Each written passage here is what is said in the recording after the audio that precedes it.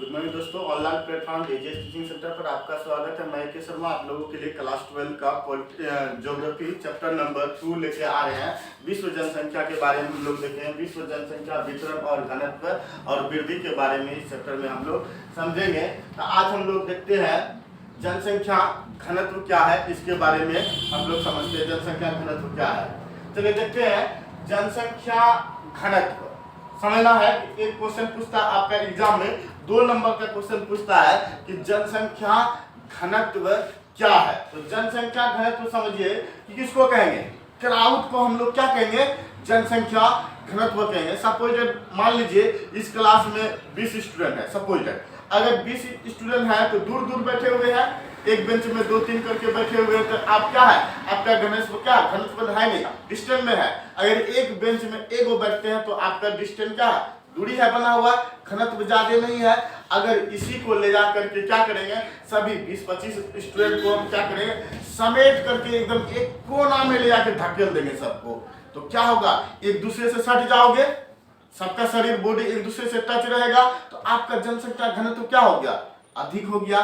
अब घर में रहते हो या देखे होगे कि गांव देहात एरिया में, तो घर का बनावट क्या होता है, दूर दूर में होता है, क्योंकि वहाँ पे प्लेस बहुत ज्यादा मात्रा में रहता है। तो घर लोग डिस्टेंस में बनाता है, यहाँ है इसका घर, थोड़ा दूर में उसका, फिर थोड़ा दूर में उसका।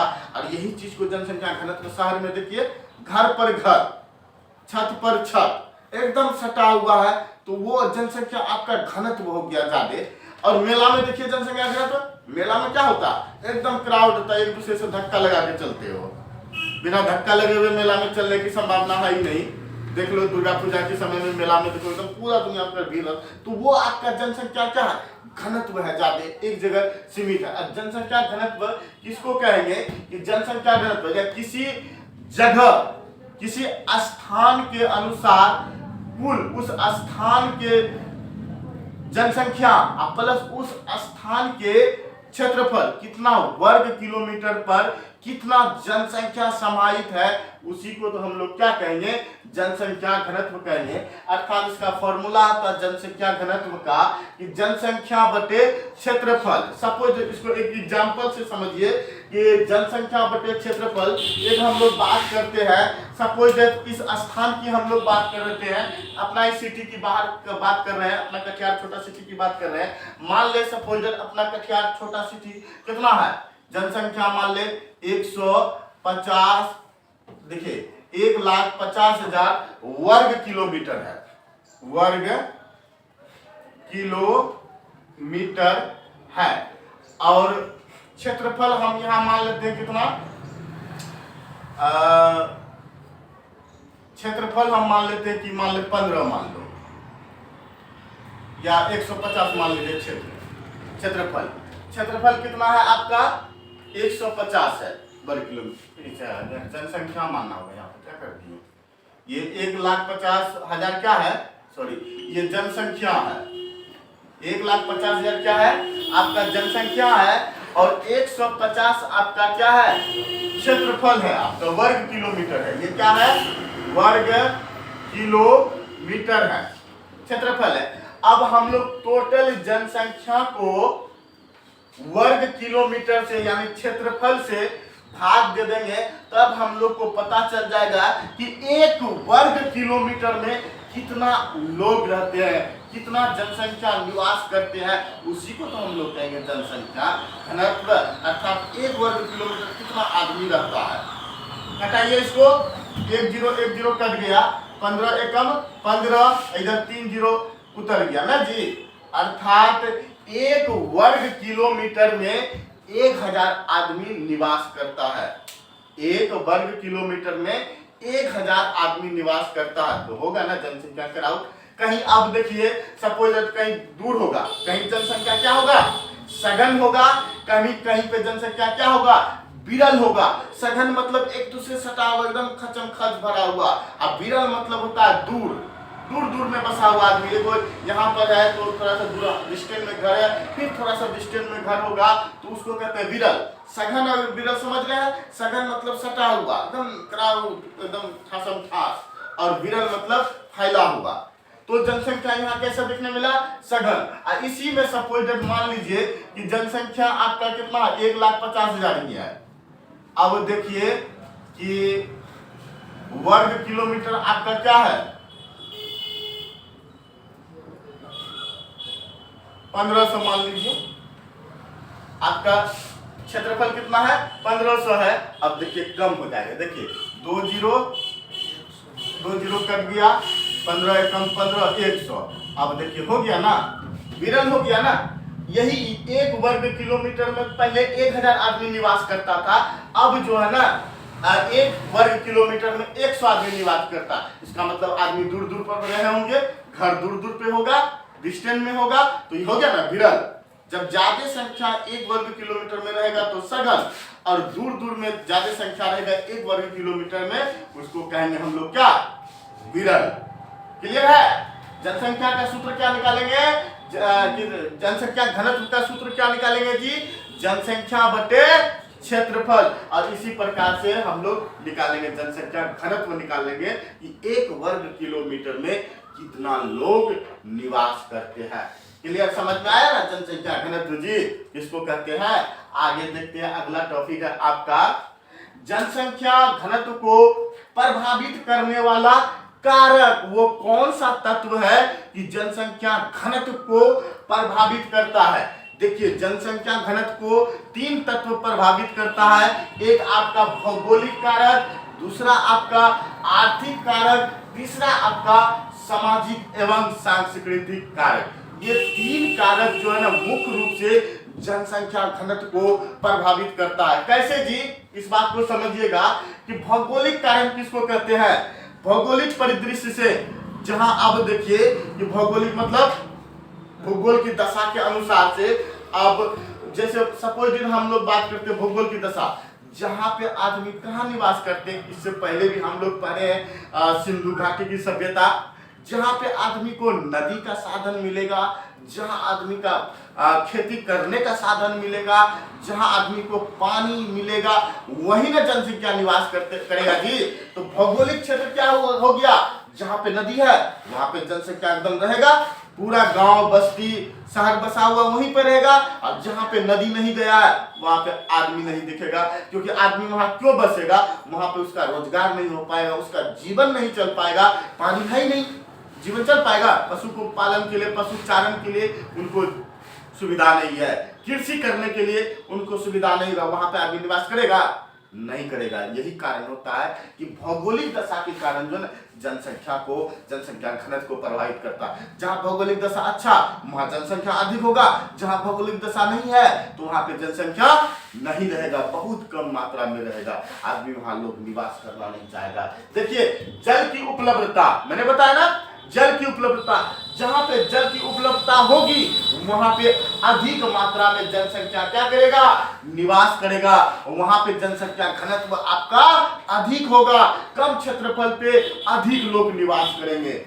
और भू आकृति, पृथ्वी की बनावट, मिट्टी की बनावट कैसा होगा, भू की आकृति अगर अच्छा होगा वहां पे तो वहां पे लोग जनसंख्या निवास करेगा। जैसे सिंधु घाटी की सभ्यता, मेसोपोटामिया की सभ्यता, मिस्र की सभ्यता और चीन की सभ्यता, ये 4 सभ्यताओं में आदमी का भू आकृति अच्छा मिला था।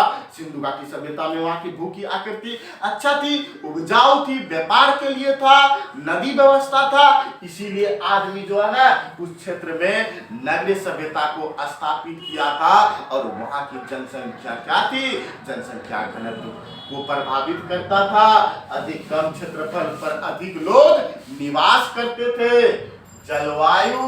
जलवायु के अंतर्गत आ जाएगा कौन कौन जी, मौसम आ जाएगा। मौसम कैसे, जहां की बात हम लोग करेंगे, जलवायु में क्या होगा, शुष्क मौसम होगा, शुष्क मौसम होगा, और कौन सा मौसम होगा, शीत मौसम होगा, शीत ऋतु होगा, तो ये दोनों कारण होता है शुष्क मौसम, मतलब सूखा हुआ मौसम। जहाँ पे ज्यादा गर्मी होगा, थार मरुस्थल, भारत की बात करते हैं, भारत में एक मरुस्थल है जिसका नाम है थार मरुस्थल, वो राजस्थान वाले प्रांत में पाया जाता है। तो वहां पे क्या करेगा आदमी, नहीं रहेगा, वहां पे गर्मी बहुत पड़ता है, वहां पे भी आदमी रहना पसंद नहीं करेगा। वहां की जलवायु कैसी है, गर्मी है और शीत कटिबंध, शीत मतलब जहां पे बर्फीला जगह होगा, पहाड़ी वाला एरिया होगा, तो शीत में भी आदमी ज्यादा ठंडी लगेगा, मनुष्य वहां पे भी रहना नहीं पसंद करेगा, ना तो गर्मी में रहेगा और ना तो ठंडी में रहना पड़ेगा। मनुष्य कहाँ रहना पसंद करेगा, इन दोनों के बीच के रास्ते में रहना पसंद करेगा, जिसको कहते हैं शीतोष्ण कटिबंध। क्या कहते हैं, शीतोष्ण कटिबंध। क्या कहते हैं, शीतोष्ण कटिबंध, अर्थात यहाँ पे ज्यादा गर्मी भी नहीं होता है और ज्यादा ठंडी भी नहीं होता है, तो मनुष्य इसी वाले स्थान में रहना पसंद करेगा। तो ये हुआ ना आपका जलवायु परिवर्तन, ये जलवायु के कारण से मनुष्य जनसंख्या को प्रभावित करता है। यहाँ पे आदमी नहीं देखने को मिलेगा, बहुत कम देखने मिलेगा, शीत में भी आदमी बहुत कम देखने मिलेगा पहाड़ी एरिया में, लेकिन शीतोष्ण कटिबंध में मनुष्य ज्यादा देखने को मिलेगा। हुआ ना आपका जलवायु के कारण जनसंख्या घनत्व में वृद्धि। ये है आपका मिट्टी। अगला देखते हैं क्या, मिट्टी के कारण भी आदमी जो मनुष्य जो है उस स्थान में बसना चाहता है। कौन सा स्थान, जैसे बात करते हैं मिट्टी 2-3 प्रकार का लगभग, आप देखिए 3 प्रकार में क्या देखे हम लोग, एक देखेंगे दोहमत मिट्टी। कौन सी मिट्टी, दोहमत मिट्टी, काली मिट्टी, एक आपका सैंड जिसको बलुई मिट्टी कहते हैं, बालुई मिट्टी कहते हैं। देखिए ये बालुई मिट्टी की बात जो करते हैं, बालुई मिट्टी में सैंड होता है, सैंड अर्थात बालू का कण कैसा होता है बालुई मिट्टी में, बालू का कण थोड़ा मोटा होता है, अब बड़ा होता है बालू का कण, और उस क्षेत्र में कृषि कम हो पाता है, क्योंकि उसका कण अगर बड़ा होता है बालू का, तो उसमें सिंचाई अब करते हैं, पानी देते हैं, उसका पानी नीचे सोख लेता है, जिसके कारण से मिट्टी फट जाता है, मिट्टी ड्राई हो जाता है और उपजाऊ मिट्टी कम हो जाता है, नमी की मात्रा सूख जाती है। ये रहा आपका बलुई मिट्टी। एक होता है आपका दोहमत मिट्टी। दोहमत मिट्टी का जो है ना बालू का कण छोटा होता है और उसका जो है ना कण एक साथ मिला हुआ रहता है, और मिट्टी क्या होता है, सटा हुआ रहता है, उसमें नमी की मात्रा लंबे समय तक रहता है, और ये मिट्टी सबसे ज्यादा आपका क्या होता है, उपजाऊ होता है। अर्थात कहेंगे दोमट मिट्टी सबसे अधिक उपजाऊ होता है। और एक होता आपका क्या, काली मिट्टी। काली मिट्टी में क्या होता है, कपास की खेती होती है, उसका मिट्टी चिकनाहट होती है। और काली मिट्टी कहाँ पाई जाती है, भारत के गुजरात वाले प्रांत में, महाराष्ट्र वाले प्रांत में, और इधर थोड़ा सा मध्य प्रदेश वाले प्रांत में, ये तीनों राज्य में, अर्थात अधिकांशतः भाग जो है महाराष्ट्र वाले प्रांत में पाया जाता है काली मिट्टी। और काली मिट्टी किसके लिए जरूरी होता है, तो कपास के खेती के लिए काली मिट्टी जरूरी होता है। अब हम देख लिए ना मिट्टी कितने प्रकार का, 3 प्रकार का, दोमट मिट्टी, बलुई मिट्टी, काली मिट्टी। ये क्या था, काली मिट्टी। तो एक बार रिकॉल कर देते हैं, दोमट मिट्टी में क्या होता है, उपजाऊ होता है, बलुई मिट्टी में उपजाऊ थोड़ा कम होती है और काली मिट्टी में भी उपजाऊ किसका होता है? कपास का होता है। कहाँ पाया जाता है? महाराष्ट्र वाले प्रांत में पाया जाता है। तो देखे ना हम लोग बच्चों की मिट्टी का कारण क्या होता है, जलवायु में कैसे परिवर्तन लाती है और जनसंख्या घनत्व को कैसे प्रभावित करती है। आगे देखते हैं हम लोग क्या, आर्थिक क्रियाएं के अंतर्गत हम लोग देखें, आर्थिक क्रिया के कारण भी जनसंख्या में क्या होता है? परिवर्तन होता है। कैसे? तो खनिज की मात्रा में, खनिज का अर्थ होता है वो पदार्थ जहाँ पे कोयले खान मिलता है, तांबे का खान मिलता है, लोहे का खान मिलता है, और वो वाला प्रांत जहाँ पे खनिज पदार्थ पाए जाएंगे वो स्थान पे जनसंख्या लोग ज्यादा निवास करेंगे ना जी, क्योंकि जहाँ पे उद्योग होगा, जहाँ पे खनिज पदार्थ मिलेंगे वहां पे आदमी को रोजगार मिलेगा, और आदमी को रोजगार मिलेगा तो उस स्थान में अपना जो है ना काम काज करने के लिए, मजदूरी प्राप्त करने के लिए, नौकरी प्राप्त करने के लिए, पैसा कमाने के अर्थ के रूप में, आर्थिक के स्रोत में वहां पे लोग ज्यादा मात्रा में निवास करेंगे तो वहां पे जनसंख्या क्या होगा? अधिक होगा। एक भी कारण होता है जनसंख्या को प्रभावित करने का कारण, आर्थिक कारण में खनिज देखे। दूसरा क्या देखे? नगरीकरण जी। नगरीकरण का अर्थ होता है शहर।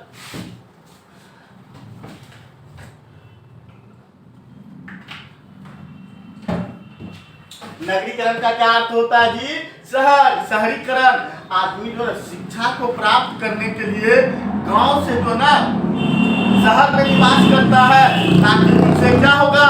शहर में आएगा, उनको अच्छा शिक्षा मिलेगा, उनके बाल बच्चों की पढ़ाई अच्छा होगा, अच्छा माहौल में रहेगा, अच्छा उनको सभ्य मिलेगा, बोलचाल की भाषा अच्छा सीखेगा।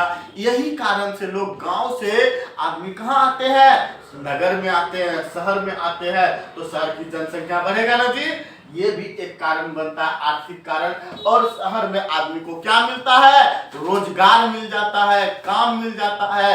काम के उद्देश्य से गांव से लोग शहर आते हैं। और एक कारण आपका ये भी हुआ, आर्थिक कारण में नगरीय कारण हुआ कि जनसंख्या को ये भी नगर प्रभावित करती है। किस कारण से? कि आर्थिक के कारण से लोग को क्या अच्छा शिक्षा मिलता है, अच्छा नौकरी जॉब मिल जाता है। इसी कारण से गांव से लोग प्लान करता है कहाँ? नगर में। अगला देखते हैं औद्योगिकरण। औद्योगिकरण का मतलब होता है उद्योग को लगाना, फैक्ट्री को लगाना। अब फैक्ट्री कहाँ देखने को मिलता है? शहर में देखने को मिलता है, बड़ा बड़ा महानगर में देखने को मिलता है। तो बड़े बड़े फैक्ट्री, लोहे की फैक्ट्री हो, चमड़े की फैक्ट्री हो, प्लास्टिक की फैक्ट्री हो, तांबे की फैक्ट्री हो, दुनिया भर का फैक्ट्री हो, कहाँ लगता है? शहर। गांव में नहीं लगता ना, फैक्ट्री शहर में लगता है। तो औद्योगिकरण का भी विकास होता है, और जहाँ औद्योगिकरण होगा वहां पे जनसंख्या अधिक मात्रा में निवास करेगा ना जी, नौकरी के लिए, उद्योग के लिए। तो होगा ना एक कारण ये भी जनसंख्या को प्रभावित करने का कारण, औद्योगिकरण, एक खनिज, नगरीय, औद्योगिकरण। आर्थिक में 3 कारण होता है जनसंख्या को प्रभावित करने का कारण बनता है। अगला देखते हैं सामाजिक कारण एवं सांस्कृतिक कारण। गांव देहात की अगर समाज, गांव देहात में किसी भी शहरे को लो, गाँवे को लो, वहाँ के अगर सामाजिक और सांस्कृतिक स्थिति अच्छा नहीं रहता है तो उससे आदमी को प्रभावित हो जाता है। अपने एक गांव से छोड़ करके दूसरे गांव में लोग निवास करना चाहता है, क्योंकि जहाँ की संस्कृति अच्छा रहेगा आदमी वहीं पे निवास करना पसंद करेगा।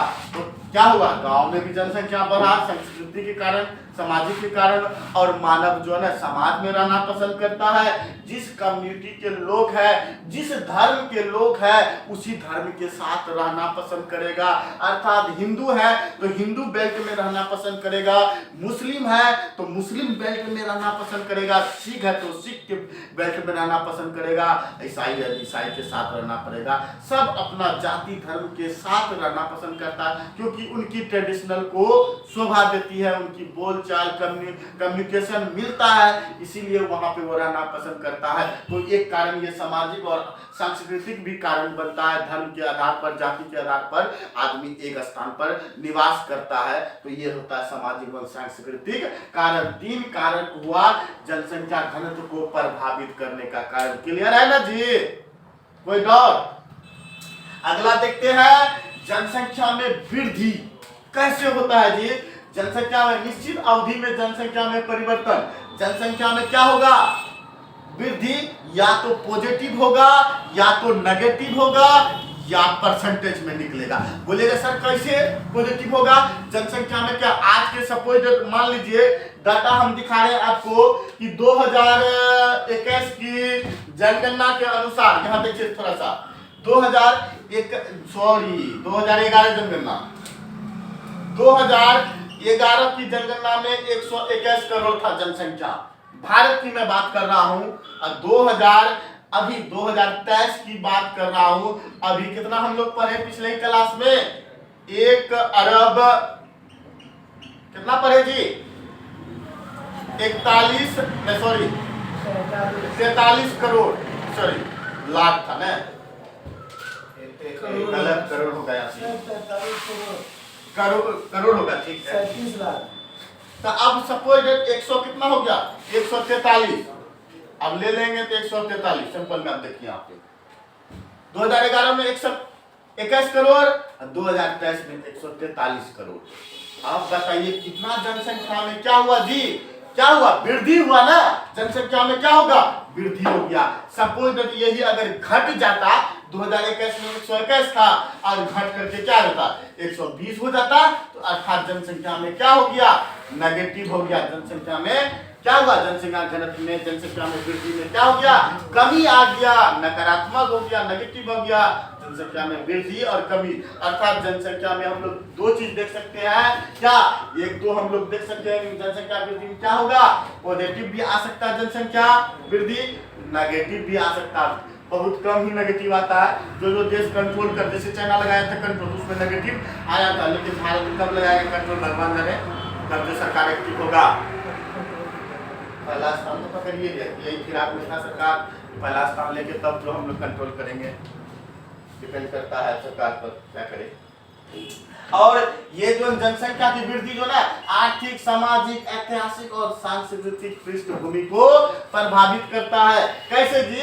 जनसंख्या क्वेश्चन पूछता है, जनसंख्या वृद्धि किसको प्रभावित करता है? जनसंख्या अगर वृद्धि होगा ना, आपका आर्थिक स्थिति खराब हो जाएगा, नौकरी नहीं मिलेगी, जॉब नहीं मिलेगा, आप बेरोजगार रहिएगा, तो आपका आर्थिक स्थिति खराब करेगा ना जी। आर्थिक और सामाजिक स्थिति भी आपका खराब कर देगा। समाज में जनसंख्या बढ़ेगा, एक दूसरे से लड़ते झगड़ते रहोगे, उससे मारपीट करोगे, आपका समाज में छवि खराब होगा। सामाजिक और ऐतिहासिक और सांस्कृतिक। ऐतिहासिक मतलब अब देखिए जनसंख्या आपका वृद्धि हुआ, देश के परिप्रेक्ष्य में, वर्ल्ड के परिप्रेक्ष्य में आपका जो है ना नुकसान होता चलेगा, क्योंकि आपका देश गरीबी रेखा के नीचे चलता जाएगा। ये ऐतिहासिक स्थिति और सांस्कृतिक स्थिति में भी ये कारक क्या करता है? प्रभावित करता है। इसका मुख्य पृष्ठभूमि हुआ आर्थिक, सामाजिक, ऐतिहासिक और सांस्कृतिक पृष्ठभूमि को प्रभावित करता है जनसंख्या वृद्धि। अगला देखते हैं, जनसंख्या परिवर्तन के घटक कौन कौन है? जनसंख्या परिवर्तन के घटक 1 नंबर का है जन्म। जन्मे के कारण से जनसंख्या घटक होता है ना जी। जितना बच्चा जन्म लेगा जनसंख्या उतना बढ़ेगा। दूसरा मृत्यु, अगर मृत्यु अधिक हो जाए जनसंख्या में क्या होगा? घटक भी हो जाएगा। प्रवास, जनसंख्या घटक को कौन करता है? प्रवास का अर्थ होता है वह व्यक्ति जो एक स्थान से दूसरे स्थान चले जाता है, उसको प्रवासी कहलाता है। व्यक्ति प्रवासी होता है, पक्षी प्रवासी होता है। एक देश से दूसरे देश आ गया पक्षी, तो प्रवासी पक्षी कहलाया। एक देश से दूसरे देश आदमी चले गया, प्रवासी व्यक्ति कहलाया। बांग्लादेश का व्यक्ति भारत में आ गया, वो प्रवासी कहलाया। भारत का व्यक्ति यूएसए चले गया, वो प्रवासी कहलाया। तो इसको प्रवासी कहते हैं, एक स्थान से दूसरे स्थान व्यक्ति को जाना प्रवासी कहलाता है। जन्म मृत्यु समझ गए, प्रवासी समझ गए। आगे बढ़ते हैं हम लोग। संशोधित जन्म दर क्या होता है? संशोधित जन्म दर क्या मैंने लिखा? CBR, child born rate. CBR का फुल फॉर्म होता है चाइल्ड बॉर्न रेट, अर्थात सीबीआर बराबर फॉर्मूला होता है जन्मे बच्चे बटे जनसंख्या गुना 1000, अर्थात 1000 महिलाओं द्वारा जन्म दिए गए बच्चों की संख्या बटे टोटल जनसंख्या गुना 1000 कर देंगे तो सीबीआर निकल जाएगा, चाइल्ड बोर्न रेट, कि कितना बच्चा जन्म ले रहा है, कितना बच्चा जन्म ले रहा है प्रतिदिन के हिसाब से उस देश में। टोटल 1000 महिला के द्वारा कितने बच्चे जन्म लिया और टोटल कितना जनसंख्या है गुना 1000 कर देंगे तो सीबीआर बराबर निकल जाएगा। ठीक है, अगला देखते हैं सीडीआर।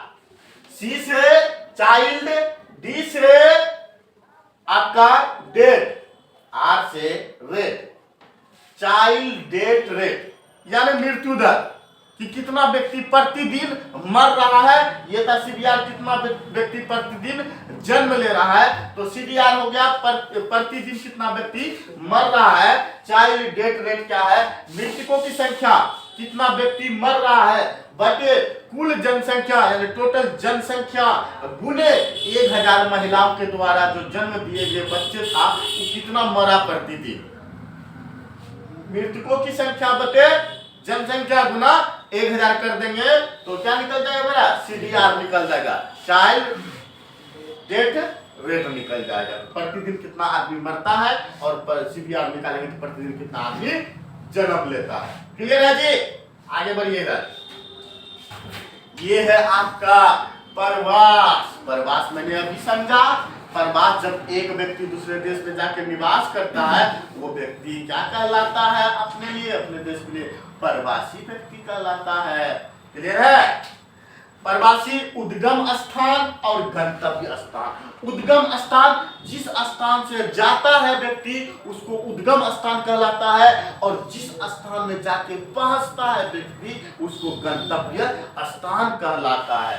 क्लियर है, अप्रवास और उत्प्रवास।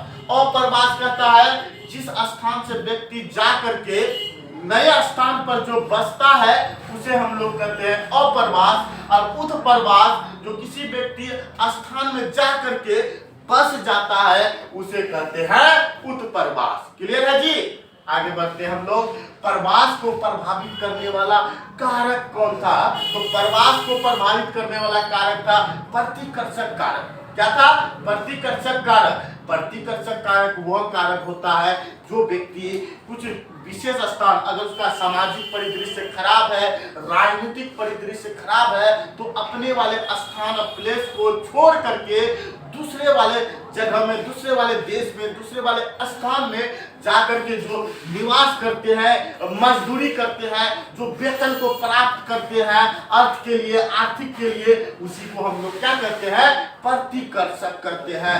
और होता है एक अपकर्षक कारक। अपकर्षक कारक क्या कहते हैं, जो व्यक्ति आराम फरमाने के लिए, विलासिता के लिए स्थान में जाकर के बस जाते हैं उसे कहते हैं अपकर्ष कारक। अगला हेडिंग है आपका जनसंख्या वृद्धि की प्रवृत्तियां क्या थी। जनसंख्या वृद्धि की प्रवृत्तियां में देखेंगे कि पहले जो है हम लोग 8000 से लेकर 10,000 वर्ष पहले लगभग कितना था, 80 लाख जनसंख्या मात्र था। आज से कब की बात करते हैं, 8000 से लेकर 10,000 वर्ष पहले की बात करते हैं। जनसंख्या कितना था हम लोग का, मात्र 80 लाख था, मात्र 80 लाख। अब देखिए विस्फोट वाली बात, ईसा की पहली शताब्दी में 30 करोड़ जनसंख्या हो गया विश्व का। पूरे विश्व में मात्र 80 लाख जनसंख्या था। अब ईसा की पहली शताब्दी में 30 करोड़ हो गया और उसके बाद 16वीं 17वीं शताब्दी तक आते आते 55 करोड़ जनसंख्या हो गया पूरे विश्व का। और 18वीं शताब्दी तक आते आते तो विस्फोट हो गया, परमाणु बम की तरह विस्फोट हो गया, यानी बहुत जनसंख्या एकदम एकाएक फैल गया। कैसे? तो 10 लाख से बढ़ करके 1 करोड़ पहुंच गया और 12 साल में गुजरते गुजरते 5 से कहते हैं बढ़ करके 6 अरब हो गया। पूरे विश्व की जनसंख्या 12 साल में मात्र कितना हो गया? 5 से बढ़ करके 1 अरब जनसंख्या बढ़ गया। हुआ ना जी जनसंख्या में विस्फोट, भयानक विस्फोट हुआ जनसंख्या में। कहते हैं विकासशील देशों की जनसंख्या तेजी से बढ़ी है, विकासशील देशों की जनसंख्या तेजी से बढ़ी है। तो आज का हम लोग यही तक छोड़ते हैं। अगर सेशन अच्छा लगे, अगर बढ़िया लगेगा तो आप लोग लाइक, सब्सक्राइब और कमेंट करना नहीं छोड़िएगा। चैनल को तो जरूर सब्सक्राइब कीजिएगा और दोस्तों में जो है ना शेयर करना नहीं छोड़िएगा। दोस्तों में शेयर करें ताकि आपके साथ साथ आपके मित्रों को भी इनका लाभ मिल सके। तो धन्यवाद। आइए हम लोग स्क्रीनशॉट ले लीजिएगा।